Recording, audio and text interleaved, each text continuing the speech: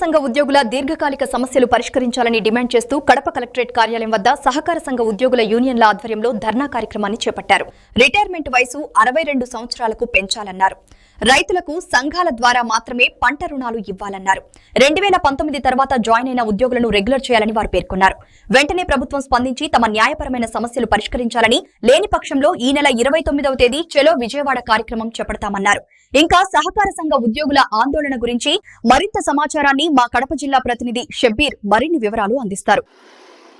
సహకార సంఘ ఉద్యోగుల దీర్ఘకాలిక సమస్యలు పరిష్కరించాలని డిమాండ్ చేస్తూ ఆంధ్రప్రదేశ్ సహకార సంఘ ఐక్యవేదిక ఆధ్వర్యంలో కడప కలెక్టరేట్ వద్ద ఆందోళన కార్యక్రమం చేపట్టారు. ఈ ఆందోళన కార్యక్రమం గురించి మనతో మాట్లాడడానికి సహకార సంఘ ఉద్యోగులు ఉన్నారు. వాళ్ళని అడిగి తెలుసుకునే ప్రయత్నం చేద్దాం. చెప్పండి, ఈ ఆందోళన కార్యక్రమం ఎందుకు చేపట్టారు? ప్రధానంగా మీరు ఏమని డిమాండ్ చేస్తున్నారు?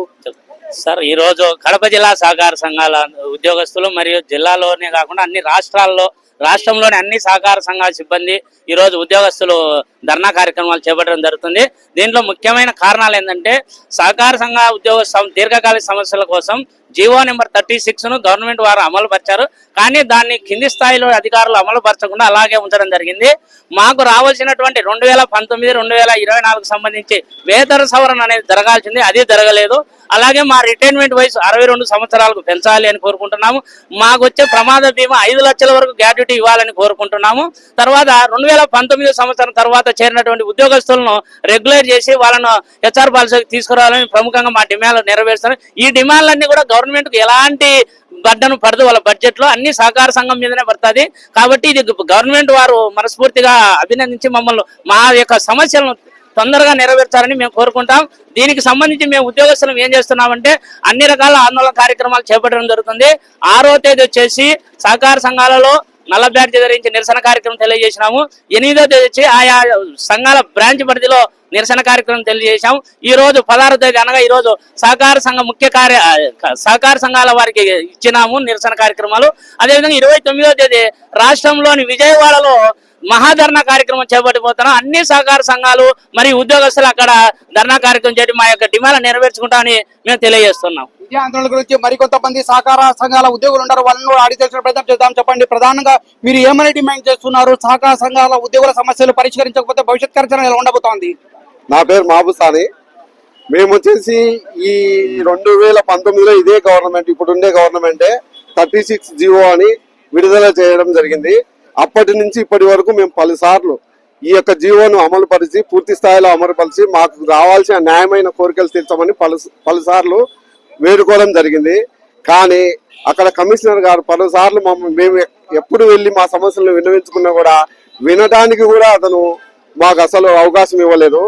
2019 తర్వాత పలుమార్లు మేము వెళ్ళి అతన్ని కలిసినా కూడా మమ్మల్ని అసలు కలవడానికి కూడా మాకు అపాయింట్మెంట్ ఇవ్వడం లేదు.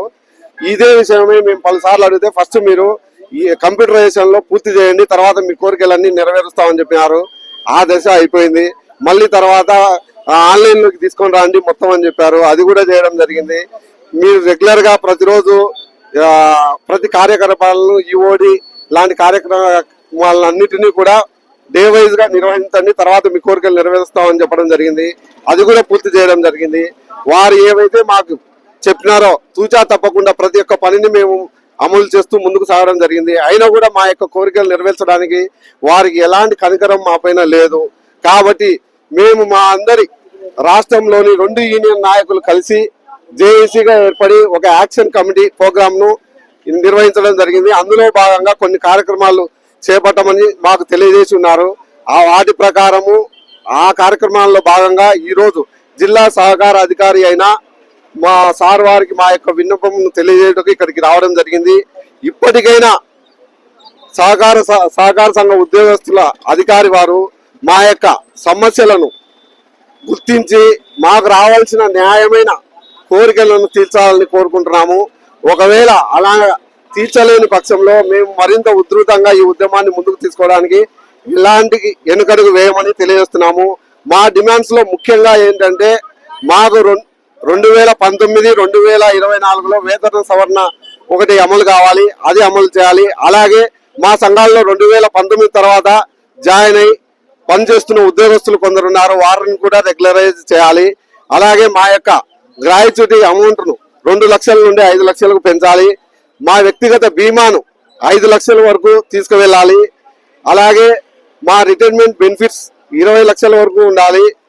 ఇవి మా యొక్క ముఖ్యమైన న్యాయమైన కోరికలు. వీటిని తక్షణమే అమలు పరచాలని కోరుకుంటూ గవర్నమెంట్ వారిని వేడుకుంటున్నాము. వెంటనే రాష్ట్ర ప్రభుత్వం స్పందించి సహకార సంఘ ఉద్యోగుల దీర్ఘకాలిక సమస్యలు పరిష్కరించాలని, లేని పక్షంలో సహకార సంఘాల ఉద్యోగుల యూనియన్ల ఆధ్వర్యంలో పెద్ద ఎత్తున ఉద్యమాలను ఉధృతం చేస్తామని చెప్పి ఇక్కడ సహకార సంఘాల ఉద్యోగుల నాయకులు హెచ్చరిస్తున్న పరిస్థితి. కెమెరా పర్సన్ అన్సర్తో షబ్బీర్, శ్రేయస్ టీవీ న్యూస్, ఉమ్మడి కడప, అన్నమయ్య జిల్లా.